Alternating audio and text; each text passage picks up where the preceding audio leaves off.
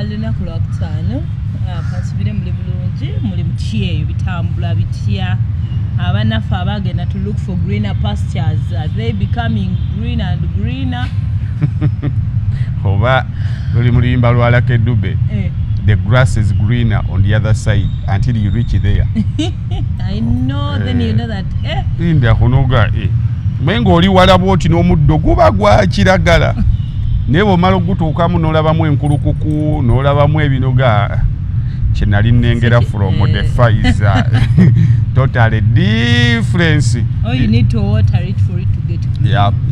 Ebyo nabyo ebiri but hopefully ekisinga obukulu kubeera balamu buli omu yezeemu amaanyi nga bw'osobola. Don't give up on life until when God decides. Welcome to Dr. Kwef channel. Please, thank you first of all for subscribing. Thank you for being part of the conversations and never namwe mubagambe nti twadda wano, so please keep on subscribing, sharing and also sharing your views to be part of the conversations. Ekyokera ddala olunaku olwaleero tugenda kulaba Uganda Cranes. Uganda Cranes versus Botswana. Wogenda ogulaba sigenda genda. Sigenda genda Friday yange. I think Uganda Cranes ndiwaliwo nagikyawako but kiringa kuchawa mwana. Muina option egikyawa. And that is the thing. Kiringa kuchawa mwana, we don't have an option. Toina gwomulekera. Oh, yanyiza ko mani. Kiranga. Niyagala ko wagira Kenya. No, because omwana we era bwe nchawa je. No waba wa muganda wange. Sisobola mwagala because nakyayejje. Of course obo mwagala omwana wa muganda but you love ndala nnyo ku mwana we. Era nembera nga sina ukyenjagala neje abazungu njiwagira Manchester nenjiwagira naye era owabeerayo and love yange nyagalidde mu situke buto. So here I am, I'm going to go out there and support Uganda Cranes. Nempira gyebika gyegi liba naye embogo yakomawa litwatuka ku finals gye batu embogo kafa kasimba kasita kakuba enjovu wawe mwatwalire ekikopo kyamu yesebo gomanyi nti nakasimba kakubye enjovu kitegeeza singa twatuuka ku final twayisobola okukuba omutima. Enjovu eba n'omutima. Ebyatuuse ku final kuliko enkima egenda kusamba n'omutima omusajja. Kakati enkima n'enjovu kye kisinga okuba ekyamaanyi. So tuba twakuba enjovu n'enkima literally tuba tugisobola. Empologoma enjovu gye twakuba erina omutima. Situmayo oba musajji naye erina omutima. So omutima twagukupira mu njovu. Then tulinawo engabi ensamba. Kati engabi n'enjovu kye kisinga okuba ekinene. So engabi akasimba kaali kagisobola. Empindi. So be batuuse ku final naye nga buli kyatuuseyo akasimba kakisobola. Just kote kaliyo bubezi tulina ndoze ebyokukola. Walukaga alina okuyimba. Kifa Mike ayina ebivulu. Ompira gw'ebikogo asema twali ku finals ab'embogo. Kati tesimanyi lwaki owolerezwa nga temwatu. Tuli nnyo ku by'omulundi guno. Mbadde nsaba tubeere ku by'omulundi guno. Kitegedde kubanga ssaawa zino Manchester City si ejaguza Champions League. So tugende olunaku olw'enkya mu kisaawe ewankulukuku okuyingira gujja kuba omutwalo gumu. Teri agenda kutuwagirira bintu byaffe. Tugere tuwagire empira gy'Abaganda. Amasaza essaawa yonna gagenda kuddamu wagira essaza lyo. That is your identity. Oli ne bwakola ki tebakukyayisa identity yo naddala mu bintu ebitugatta awamu. Osigala kyo kiwagira n'oba n'obutakkanya n'abantu naye yo identity omuli eggwanga lyo ntegeeza oli Muganda, oli Mucholi, oli mu a tribe.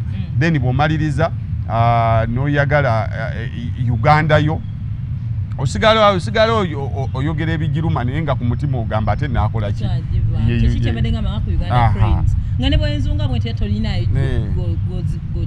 gojuliza nga let me love this one kubanga ne bwe muba mugenze ku speech day bakulaba okuba enduulu z'omwana atakukwatako era kiba kiraisinga agamba lwaki toddayo ne mutereeza owuwo then okutandika okweripa ku babanno. So Uganda Cranes ye yaffe tetugitabikatabikamu. Let's not weaponize ebintu ebitugatta. Don't weaponize Uganda Cranes, don't weaponize anything. Mistakes can be picked out. Ensobi eri wano but mwina kweyagalanga mmwe. Namwe bennyini ababitwala naddala nga Uganda Cranes don't weaponize it. Kutandika kugifuula tulu ya kulwanira personal interests. Yeah. So gyemipiira egiriyo yo weekend ndowooza bwegenda okutambula mu byemizannyo. Okay, kale. Waliwo omwami yakutumidde ali in a certain country yampereza audio nangamba anytime from now ajja tukuweerezaayo ekyemisana. Then waliwo n'omukyala yali wano mu Uganda yange don't mention my name. Anytime from now ajja kujja kulujja. Olukoye. Tulukowa ngalenga je choice tewali. Ekyokulya kale naye sinja muyale nnyo. Ajja kuweerezaayo sente z'okulya. Olujja luleke toyita balukujjako. Otuka ng'olina bayita ng'olina omagala buli akakoona. Aba bayitanze wewe tuba tuvubuka obwana obuwala otambula tubeera tushai. I don't know if nze yali nga tushai nga bakutuma otambula ku bisenge bya nnyumba toyagala kutuma olaba buli omu akutunuulidde kati tambula bonga nze oyagala yamukola ku gwe wa benzi story kigato nansaba ku namba ya simu mubadde. So waliwo omukyala yali wano ngambye nti weekend omukoze videos nga makula meerere content ku content ngate content ali solid. Nangamba mpereze muteni yo afyo era olabe esimu yo teva masanyalaze yale esimu yesigale masanyalaze anytime from now. So weekend twagala ense kujoge. So thank you for loving us. Waliwo mwami about erinnya watu wako lya Kara yaleeta videos eza YouTube eri eyabula nenga waliwo nagikolako ayika alina wagituusiza anytime waliwo alina yakoze last attempt alina wagituusiza. So bweneeba ekomyewo yangambye abyo byobuntu bwangu nnyo mbusobola alina wagituusiza kyamutwalidde muganda guno omulembe gwa IT. So naye gagayi video zonna azirina. Omanyi omuntu okuba ne video zaffe yagamba Daniel ati ndaba nzi downloadinga kati nzirina zonna. Then waliwo n'omulala namulabye ku Saimo official nagamba kwefu aba ayagala video ze zonna anyigireko nziyina. So video ezo naddala eziri naddala eziri omanyi waliwo videos zetukola wano nga ebyaddala zannuma nnyo mukubula kwazo naddala baku bino byetukuba ebyolwali ebyabayimbira ebiringa ebyo. Waliwo videos nga ziri so much kati ovulaba video eno gye twasembye okukola mu wabuuliridde abakyala bankubidde essimu naye gasenga mutwebalize naye teyayogedde leeti. Omukazi yaŋŋambye hafi mubuuze babiwulira abatanga ng'oli bwomu.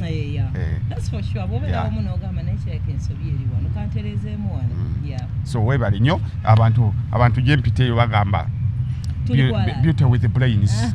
Thank you so much. And now omwana okuwagera kwa president onokuteeka omu kwabadde olunaku olw'eggulu.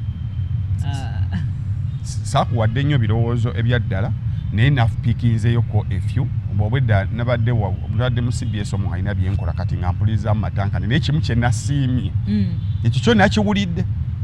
President ng'agamba kati alina obujulizi obw'enkukunala nti ssente zibbibwa ez'eggwanga lino. Alina obujulizi nti ssente ezo olugendo luli kuva mu Ministry ya Finance wenyini ku mudumu gwa ssente paka mu Parliament. Obubbi buli ewantu waawo mbw abali waggulu mu finance bakolegana abali mu Parliament abali eno ne babaako bye bayisa ng'abali eri balinako omutemwa gwabwe bajja buli omu atemako zize ne bajja abatemako paka munda mu Parliament. Ne ŋŋamba awonno watujja gamba waliwo omujulizi bwe tugenda mu kooti watugamba olina obujulizi njukira nano bali wa prime minister Nagamba oyo tumulina. Wano no mwami gambi gwe banoonya kyali. Kibalama. Ali mu okubu. Ayo Kibalama tumuli. Abana kimibiri wagamba oyina Kibalama. Oyina Kibalama wagamba omuyina ne yayogera nzatuka nagaba banayogedde byaki. So president yagambye. But he was also specific engeri sente ezibibwamu. Corruption mulina mu ngeri yamanyiwa mirundi esatu. Sokera ddala abantu olina agulirira bubafuna ba investors nagamba ngenda kutusa ku president. For example an investor namuwa amajja ate olina atamutusa. Ogondo mulimu gw'amaanyi obwa buloka wakati wa eno ku ground ne wa president. Anchi numala osimbye abantu line abakabbibwa ssente mu raketi eyo tobamanyi muwendo era nze natuka n'okulowooza project president agimanyiko literally there is a certain waliwo ebyayitirira ennyo nga weebali awo oyakutuusa gundi atwala ne mubamu n'abatandika oyo nze namutwale wa president noli nze namutwala bwe nakutwala tebakuwa zino nakutwala abantu batandika okunoonya abantu waliwo nentuka okulowooza aba project ya president bamutemerako then endala gye yagambye nti ab'olugambo amanyi abantu abalina olugambo mu ggwanga lino balukola batya lino eggwanga lya lugambo batambula ne bava mu ggwanga lino eryabo ne bagenda mu bakyeruppe ne babagamba tuula wano ekiri ewaffe kino nakino kati oli gwanyumiriza emboozi mu namuwaayo ku kasente obamuwa transport kyonna oba kasiimu namugaa webala olugambo olwo n'agamba wabusi babi balwadde eggwanga eriyo toyinza ddiyogerako mugambo bwe gutyo ogutukomoka muli babi nnyo then enguzi endala abamu bambi tebamanya nti nno ki nti alidde enguzi baba by mistake baba ali enguzi by mistake omuntu abeera awo amabati ne gatuuka ewuwo ng'amazima tokimanyi kati nawe woogala mu compound yo n'ogazimbisa ekiyumba kye eky'embuzi baba oba oli awo ne baganoonya baba nogasere gegano saamanya agambye ye mistake empitifu era bwe kuba kusalira abantu musango bano abataategeera tugenda laba engeri gye tubakwatamu n'abatwala olugambo ate abo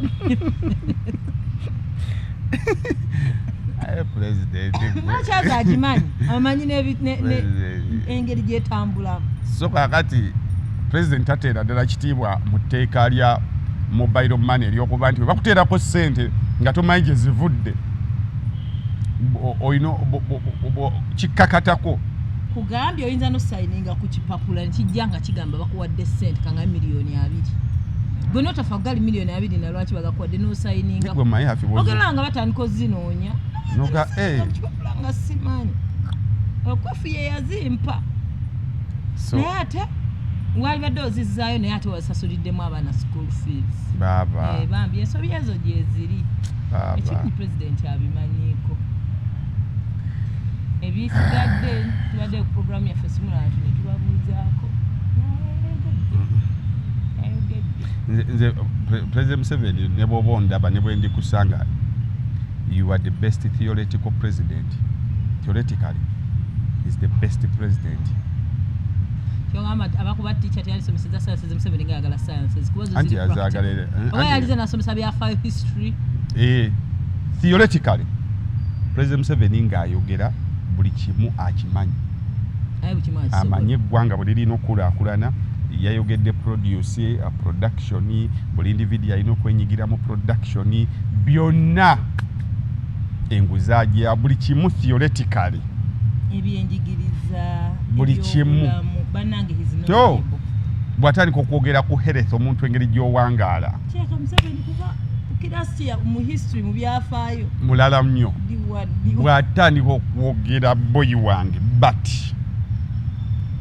wano kasita tutuuka mu pulaaka mukusala ekyenye allahumaka mukubaninga chemicals wewaba taabu enguzi agimanyi buli kimu akimanyi naye pulaaka wano allahumaka wewali tabu ate nga oba tayagala bwagazi omanyi waliwo ekintu kyobeera awo ng'okisobola ne nga toyagala bwagazi twabalinanga abana mu klasi nga abasomesa bagamba bazadde baabwe oyo asobola naye tetumenyerwa nga tayagala bwagazi n'agamba nze abo sijja kikola buli omwe waka oyina ekintu kyosobola okukola tv ne bagisalako rent ne bamuye n'ogamba oyo okuddamusasula tv sibeerayo era eri awo bateefe kati ba abaana balowooza toyina ssente ne bamaid balowooza talina ssente kumbe deliberately ogamba tekijja kusoboka omwana asiiba ku ssomero maid ne booteekako abeera ku tiktok nze nsasula era tv ezo nagambye nedda apaala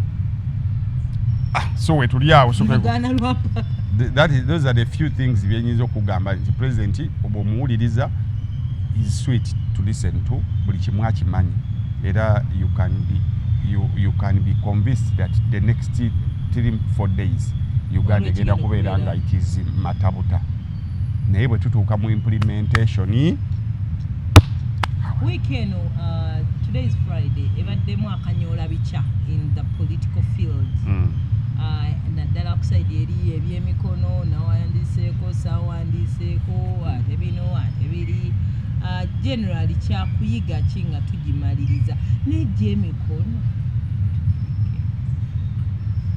emikono gisigale nga gitambula we need a statement it will go in the books nti emikono gyasabwa kubanga ate singa tetwabadde na bya mikono twalitegedde nti omubaka asobola okusayininga n'amala n'akimayo omukono gwe nga tategedde byasayininze nakuweereza akapapula kwe basayininga wakalaba gwawe ki ekyali kikulema okulaba ekigenda mu maaso so buli kintu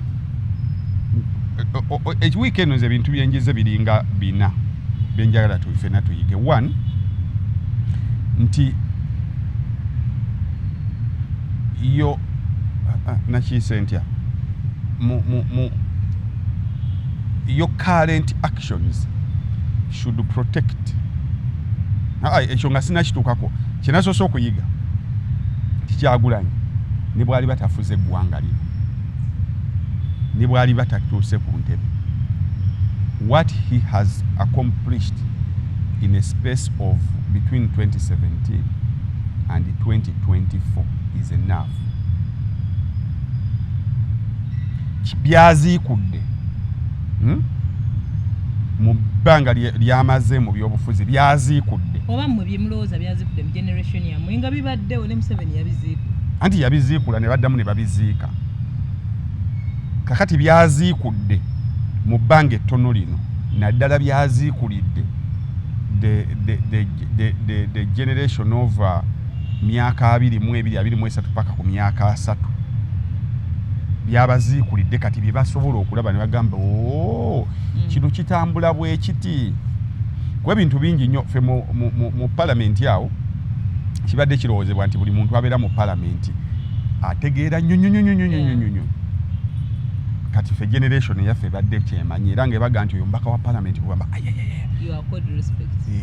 entegeera ye olowooza nti eri waggulu nnyo not until Bobi Wine bwazze ne flakasi ezibaddewo mu kujja kwe n'okubeerawo kwe ziziikudde first of all zituziikulidde nti ababaka baffe aba parliament beat opposition beat not opposition bali munda eyo tebalina kye bateesa tebalina kye basoma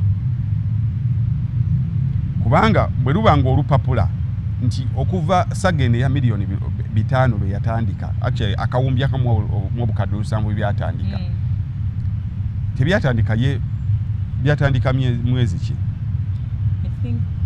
3-4 months ago 2 months ago ovale byatandika buli kintu kijja kyegattako bwegasi nti we byatandikira twatandika tewali meeting yatuula mu parliament kuyisa ssente ezo now it is mu bbanga lino lwetumanya waliwo abajjukira gamba budget yajja ne tugiyisa bakajjukira bujjukizi okutugamba nti budget yajja ne tukola ki ne tugiyisa so kati bayisa ki kye bataategeera if such something like that kisobola bayitako nga tebategedde how about a budget ina volumes and volumes of sectors bagitunulamu abo ne bagisomamu abo waliwo ekintu ekinewuunyisa this thing has been in the news for the past 2 months Parliament has never come out. The Speaker has never come out to say anything about it. Babitwala, because nzijukirako ko statement ya Speaker nga bagamba tebagenda picking ngambo ku social media. Kwa bo bamanyi sente ziri mu mateeka. They should come out and say and tell us Parliament yatula neeyisa sente zino ziri mu mateeka than keeping quiet. Kwa kati ekipapula ekyaze nga kitambula kiriko billion emu obukadde 2. So because the only time we get the speakers replying kiri ekiwandiiko ekigambibwa mbu president yali yakiisa mbu sente ezo zinaonyerezebweko. No for ikyali about gundi amaka agalowoozebwa ti gali mu UK. So neera nga byonna byanguzi. Ababaka baffe tebasoma era toddeyo n'ogamba nti buli ekigenda maaso bakimanyi. Ekyo kimu kitulagidde wano tibibanga ebintu ebitono ebiti bisobola obbayitako onaga twakiisa tetwakiisa kyajja ne tukiteesaako tetwakiteesaako abamu bajjukira abamu tebajjukira. So bwe kibanga ekintu bwekityo kyagenda ebinene bingi ebyo batasoma. Weekend olwentegedde nti Museveni mutuufu era buli muntu kyokola naddala bali ku opposition kyabadde bakola okumukubanga okutaatira babboyi be. Netwategedde nti ne bano nabo tebayawukana na Museveni. Weekend there are very many people abavuddeyo okugamba nti nze mpagira gundi lwa nsonga mukwano gwange tuvudde wala myaka 2 ndi ne gundi okisegedde kakati ogenda kuddamu otyo okuyimirira ogambe 7 kwata kusamu kuteesa nga nayo bali mu maifeyo ku street gye tuwangalira kyaliwo abakyaliwo. Actually it was something that I was addressing initially mu Lutambula. Ekintu kyonna nga kiri ku munnamawulire. In my small capacity I'll address it. I'll first protect because omunnamawulire wamanyirwa. Saimo wamanyirwa the next time it will be me. Out of disrespect kuleka omuntu alina emisonga gye gyakoze gyalina kati underline that owedda wenkulinzaawo nti togenda kulwanirira buli wamawulire wabula olwanirira oyo bwe batyobodde mu butuufu. So olwanirira butuufu anti kati bo kye bali kye bagamba kye badongamba ekibeera ku ground. Ku ground boy wange hafi kuba bo we assume mu bulamu bwaffe obwa bulijjo bwe butyo butambula. Bw'osanga abantu bakofi tosooka buuza kyako osooka kuntaasa kulwana naawe then omala hafi wakoze eki. No eri wansi nogamba atusoke but that is the life that is expected down there.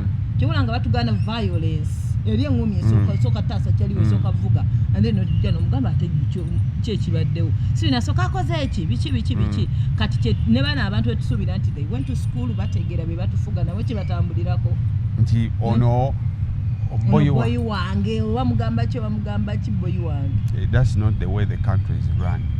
Si bwe baddukanye eggwanga ku nsonga za boyi wange. Kyobula Abaganda bayine either njogero balugero munantereeza n'owuwa omusingisa omusango n'omuyambako kuliwa. Okisegedde nti hafi wange kiri kyogambye ensanga bakuba ekyo kyabulamu. Ne bwe ensanga babikutuuzizzaamu nga bakubuuza hafi essimu ya Saimo gye yakuwa ogitwalire kwefu yalagawa. Sisooka kujagama mumubuuzanga baani mumubuuzanga baani kakati nsanze bali ku nsonga ya ssimu nsooka n'ensiriikirira bwe mpulira nga hafi opalapalanya kinkakatako okugamba hafi no yayokya essimu either yagwa yagitunda oba yagigaba. Bali bwe baleeta obujulizi obwenkukunala n'owuwa ogukola ki kati n'omuyambako buyambi kukola ki kuliwa. Ne totandika kusanga kubuuza lwaki olowooza hafi ye mutuufu. Nsobola ova mu hafi ndudde naye ensonga eba nnafu nnyo n'owuwo era ku njuyi no zonna. Nze nabagamba wano nze Bobi Wine we've known each other for some good time. Naye ebyange naye ebiri personal kwefu Bobi Wine tusange ne tunyumya but ne bwali baye nga waliwo ensonga nze yendowooza siri mu defendinga lwakuba boyi wange ndudde naye era simuyiribya siina gwenjiribya lwa nsonga sirudde Tione yakoze kintu mwana Bobi kyayogera kyekiba mwana kiki kabengo omuntu simumanyi actually Bobi Wine yayogerako ekintu ekyo basiba si papa Bobi Wine yakola statement naga si papa aleetebwe muki mu kooti avunaanibwe ng'amateeka bwe gakola ki yadde ffe tumuyinako akakuku naye ayina eddembe lye okisegedde ayina eddembe lye so buli muntu gwe bayiribya teweegatta kuba muyiribya because tomumanyi simaati oludde naye kyokka ate ne gw'odifendinga tomudifendinga ku njuyi zonna. This is a message to you abazze kuba kati olwedde mweyawuddemu abazze ku sayidi ya Kyagulanyi todda teriyo sayidi nti eno sayidi ya Kyagulanyi eno yaguuni waliwo sayidi bbiri ey'ekituufu n'ekikyamu ze sayidi eziriwo so buli muntu oyina kusooka kunoonya ekituufu kyekiriwa kyoba ogoberera kubanga ekizibu ekiri mu kugoberera nti Hafi boyi wange you cannot defend Hafi nencha naruli on the basis of wange wansasagge nnyo mu kitankula entalo kati nawuliriza n'enko ate alina kaadi eyo gwe best friend wange ngena otakola bwoti akati natukanga muvaamu awo wenyini maaso g'abantu nemwakati kino okoze kyaki badde bakoze ekyo lwaki okola bwoti nemulabisa bulungi nnyo lemani netondera bali sawa y'okuliwa oma mutusonyiwe era nze banyombesa kintu onafi muntu mulamu naye sibaliko kyaliwo ow'embwa biki you know the things ate kati oli oludde eri muna wanswazizaawo ndibadde sooka nobeera ku saidi yange ate I'm tired nakowa soundinga ng'omusiru because kino kibadde kirabwa n'ayonka so kati omusingi olina gusimirawo nga mutandika nze nina omusajja waliwo yani bamunyumiza wamaanyi mu gavumenti omwo kati mukwano nnyo gw'abayimbi abayimbi nga balina omuze bamenya amateeka g'oku nguudo banywa batamidde banywa ne batamiira ne bavuga emmotoka kati babakwata ne bamukubira kati ye kye yakola era bangamba bw'oba oyo oli mu ebyo ebintu nti ng'oli ku sayidi nkyamu tomukubira bw'omukubira agamba sooka omumpa omusirikale ng'amubuuza oyo ali mu mbeera ki mukama wange tuli mu operation kawunyemu atamidde kale kati musooke mumuteekeyo tujja mujjayo ku makya nga bakuddiza kale njogedde nabo ogenda okulaba abasajja bagafuluma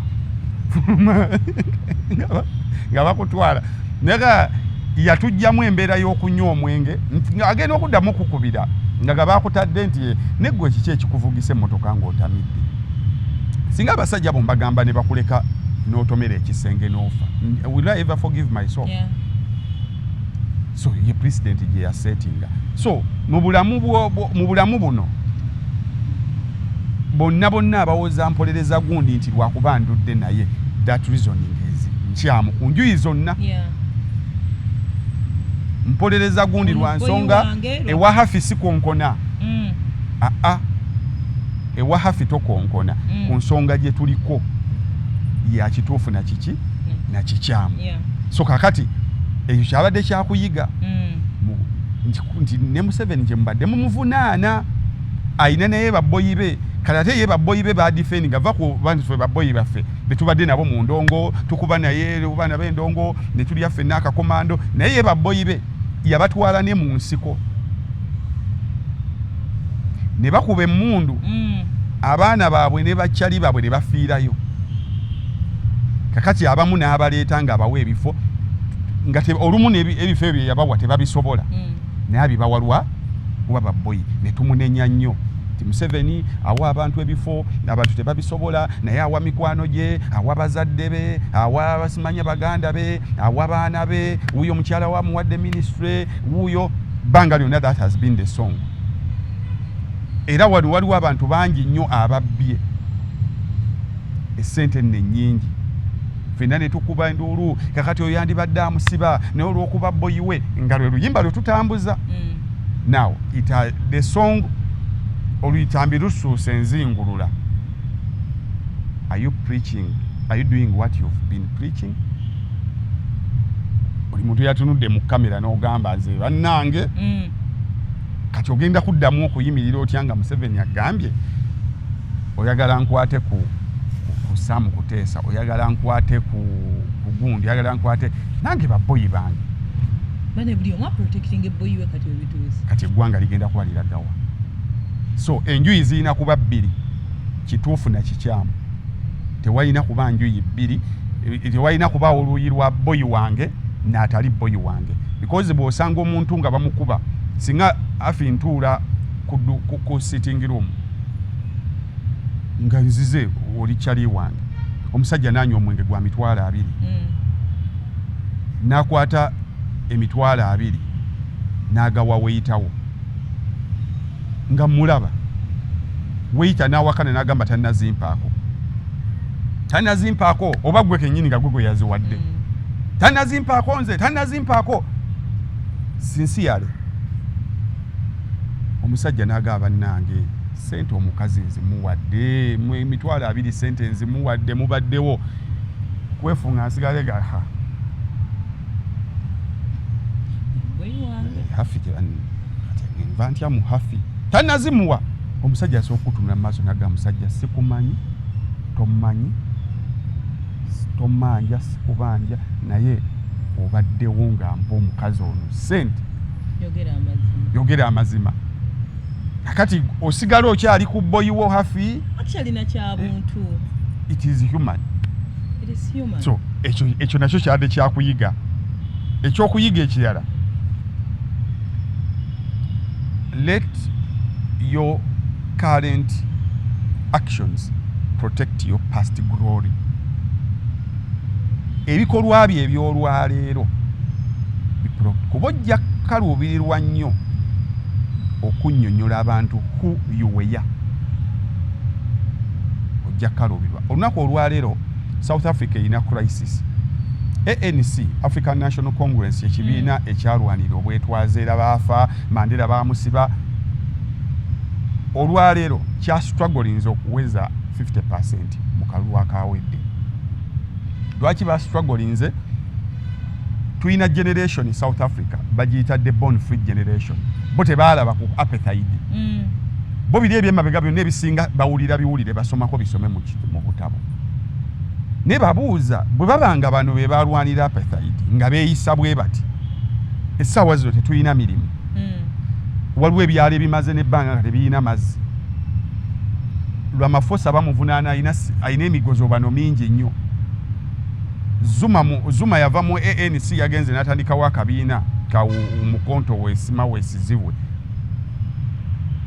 Kikaluubirirwa okunnyonnyola abavubuka bano your past glory, but it should be your current actions to protect and tell people who you were. So lwana nnyo current actions izo zibe nga protecting your past glory. You might even have a bad past, but your current actions is protecting your bad past. Actually, sanitizing. Bulungi nnyo because tukirabyeko nti the example wo yakyagulanyi. His past actions toyaga toyoya. Toyoya nze neewuunya n'amaka agamu omukazi.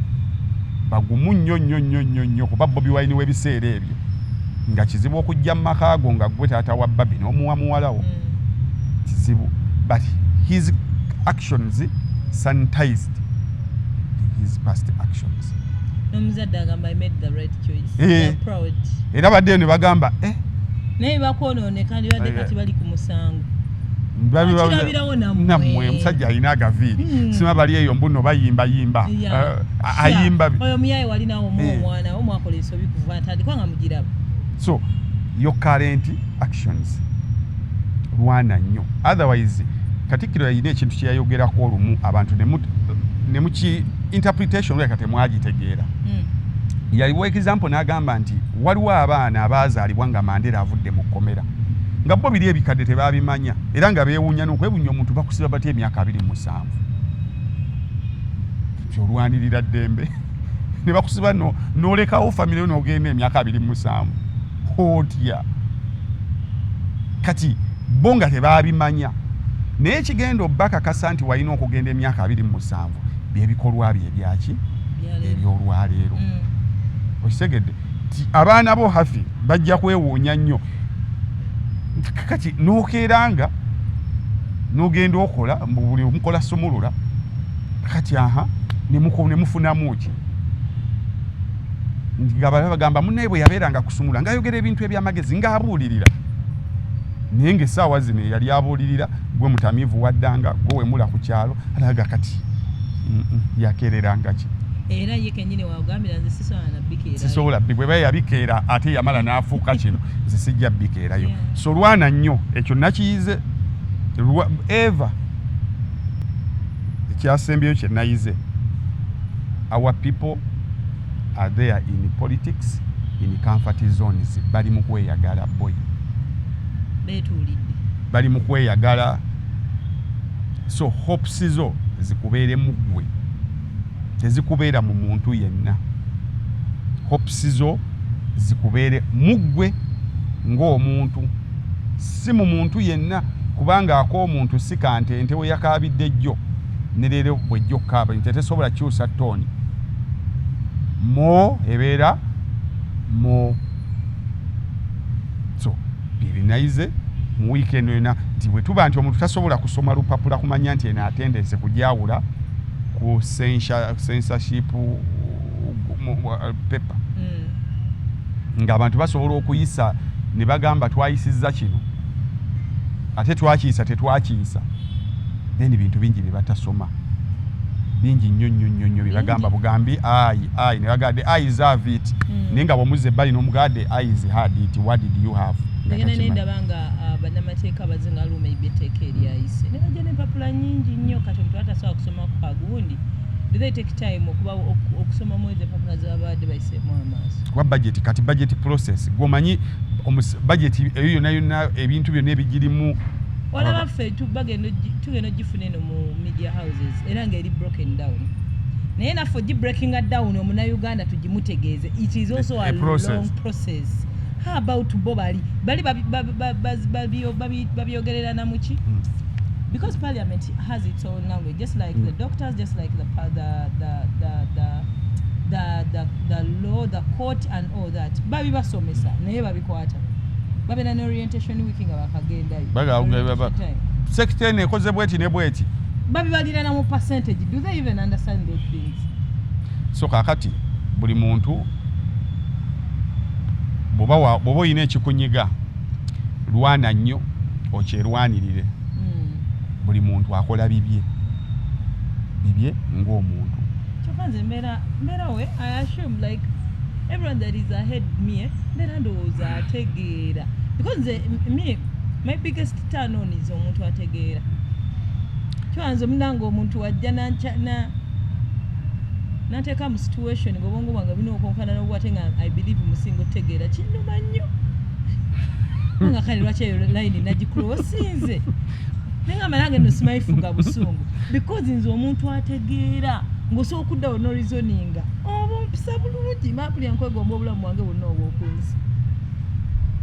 So anyway byebyo we are headed to a budget reading and ogundi ebeerayo ahead of budget reading kati gyetwolekedde budget kyebata gyendi sure because ngenda ndaba nnyo movies amwe movie person omuntu okubeera omubaka wa parliament aba ne office eyo ng'erina abantu abamubriefinga ku bintu ebyenjawulo naye ogenda otunya ababaka baffe no tiimu gyali batambula naye ababaka ab'enjawulo nga tayina tolabako muntu gw'ogamba nti ono ya personal assistant kubundi gyava ng'omubaka nga tebamulabako bamanyi makage nti ogundi abeera gega makage batayinawo na office bantu bayinza musa akakuteekayo biteeso byabwe then ne tiimu gyatambula nayo nti hafi oyina ba producer muba ogenda kusumulula balina ttiimu za kamera era buli womumusanga babifaananyi okitegedde naye omubaka wa paalamenti olina okubaayo n'ettiimu yo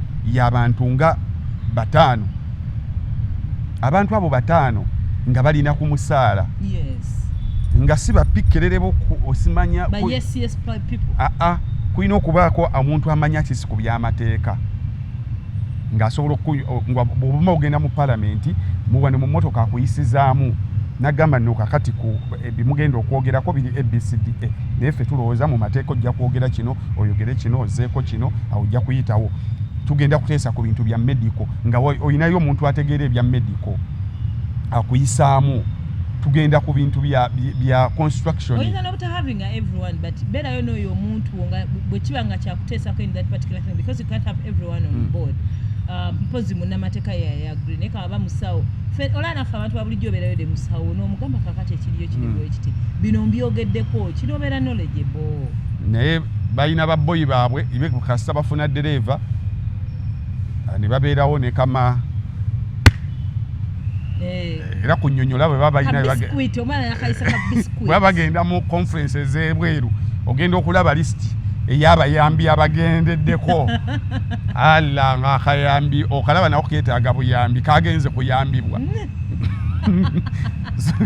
so be bayambi b'ababoyi baffe ozegedde naye kati tulaba olaba ffe tujja buzikuteesa wano n'olinayo abantu bw'obuuza nomugaa waliwo topiki bweti eriwo n'akuwa gundi ogenda kati n'okola conclusion eyiyo nojja wano okuteesa nga ebyaddala naye bw'abiraba there is someone akola mu paalamenti eyo Anise Bunye yamuŋŋamba yaŋŋanze nali simanyi nti abantu bakulaba naye omusajja ali munda eyo mu paalamenti yaŋŋamba kyano yakwefunga sikyagiraba nze bwe namanya nti kyano n'okugibba baagibba naga mbeera wano ne mulaba that guy n'oyo omuwala gwabeera naye there is a way okisegedde so tulinayo abantu gw'obuuza n'obuuza wano then n'okola conclusion eyiyo naye ababaka baffe bw'aba tolinayo muntu akusomera owa attendance list mwana gwe wamuyizeemu nnyo amaanyi owaye omeya tubeera tulina omubaka gwezijjukidde nansesa banne bantu mwe musaaga nnyo anyway bannange producer Didi yavuddeyo n'alangirira nti ali HIV positive yeeyunze kubamu bwe tuwulidde the public figures abavudde ne boogera nti bali HIV positive ekisooka si mawulire nti omuntu ali HIV positive naye kyakuyigamu ki n'ekirala nze kyenalowoozezaako in my concern was when someone is willing to come out and say they are HIV positive gwe tumanyi percentage esinga akwati sexually it is sexually transmitted disease wadde ngaliwo other ways naye most commonly sexually transmitted abantu baba abaddeko nabo do they agree eno si matter nti esobola n'okugenda mu kooti because tigundi yeerangiridde nti ayina sirimu ng'ate nabeerako naye yalisose nankubirako kakati obanga anobye mu bufumbo n'olangirira n'ovaayo n'olangirira nti wayawukanye ne hafi nga nze simanyi no wenkirabira bw'aba ng'omuntu ali accessible tugeze mukyalawo mulina okuteesa nti ngenda kulangirira naye kati ekizibu wekiri in a process of sexual intercourse people babeera n'abantu bangi so kakikalubamu okubanoonya tigundi mulimu sseba abantu abali ku level nga mu bulamu bwe asobola okujjuza ekisaawe ky'ennamboole n'abamu ne basigala bweru nga balabira ku screen ng'omuntu tomala omutuma abantu be yakabeerako nabo mu mukwano ogutali gwa just kwekwanamu nga byaggwa buli kimu kyaggwa kisaawe ky'ennamboole ekyo abamu basigala na bweru nga balaba afi vagwe ku bino byotwala nga tekya time mulimu abantu nga boy it is their business day in day out nga bantu nga buli lunaku n'omukazi owaalwo yesebo kati waliwo omuvubuka ffe yabeeranga ku kyalo ng'olunaku asobola okubeera n'abakazi 3 nga waliwo ajja aba yasuzeewo ng'ate yazzenga ku 6 n'agenda ku makya ku 2 aba agenda bwati ku 3 ne wayingira omulala nasibawo n'afumba ku mwendo oyo n'agenda kane wajjawo we 10 agenda ku 2 kati asasulawo n'ajja oli omwana yayina ekyalema wabula yina ekipawa kakati mulimu abantu kati abantu basatu padde kuva ku bino abantu sebo abantu waliwo abantu abakyusa abantu nga waliwo gwe banyumiza yaddamu n'akwana nga abadda namu n'abakwana oba oliawo nga tabajjukira ajja mu bbala naga hello baby me called kwefrukta agwe no sinika agamannyo wankwana oli n'ontwala egindi n'otompa na transport kati ommanyiira so simulimu abantu we batyo nga they are coming in from that background kakati bwana abakuŋŋaanya ojja magera ayisa kirango ku radio tibanne buli bwe yali anjagaddeko mbeetaaga so kikaluba bw'aba badde nga there is someone official nga public emumanyi naye nga amumanyi those few baby mama you tell them n'omugamu neno ogenda weekebeze kubanze banzudde nga ndi bwenti kati nosooka obabuulira n'obateekateeka nga family yo n'abaana. Because the other thing that really confuses also the period of time nze ndi wadde mbakugamba bankebedde eggulo and that's when I got to know that I'm HIV positive naye ng'omuntu all the time either abaddewo nga tamanyi status ye naye ng'abadde yalwala dda maybe obulwadde bumaze mukuba ku ndiri gwe waliwo abantu abaguguba waliwo omuvubuka eyo gwe nawulirako yagamba nze bagenda kunfulumya Kampala ng'ebigere bitunudde mabega Kampala ngenda gisiriza bigere naye nze tebankebera kawuka nalwala abazadde ne paka we yatuka nga takyesalirawo abo babakwata lwampaka mumuga tugenda kukebera malaria batwala omusayi ne mukebera era bwe mba nyina gwenzijjanjaba kati etteeka lino bbera nze nteekeyo sente zange amazima ga Katonda nze abawala bw'oba nyina mukwano gwe nga muwala bw'ala walwala ennyo ne bampita gyamutwale mu ddwaliro ebintu biri omusawo bye mugamba mukama sooka okebera olubuto mala okebere n'essirimu kasaba maleeyo bikebera nga birikiriya wala nga tutandika ebiddako nga tunoonya ekikuluma but okwekuuma kyekisinga producer did it tusobola musalira musango those were the heydays of their lives yalina obulamu obw'ekivubuka Mungu n'amugerera kubanze sirimu ngamba nnyo nti Mungu yaba akugerera kuba abantu bangi nnyo bali ku street okwo abeetunda nga balamu mulimu n'abantu essaawa zino nga bamukebera n'abamulamu n'awakanya omusawo n'amugamba musawo tekisoboka kisoboka musawo ku bintu byenkoze musawo bwe mba ndi mulamu teriyo mulwadde kakati Mungu akugerera bugerezi kati yamugeredde so tomanya feeti yeriki so twongere kwekuuma bw'oba oli mulwadde now also I think another thing because there are people honestly nawe kenyini obawuliddeko abagamba naye bw'abanga gondi mulamu nga namwe kenyini kyaliwo mumutya bw'aba mulamu bakwita kwesampiki ayesa baaba ate nga namwe kenyini kiwayi mulamu bayinga mulamu kati abo abantu baleetera maybe the young people oba other people okubirivinga nti n'obulwadde tebuliyo nga yalaba ku kyakoze ku nsiko nalina kuba mulwadde now it is such people who come out ne bakkiriza nti balwadde nabo balina picture endala gye batuwa tiddala obulwadde gye buli so kati nga ffe abadde ng'omaliriza adde nga maki kamesegi kazze kaliko enaggambe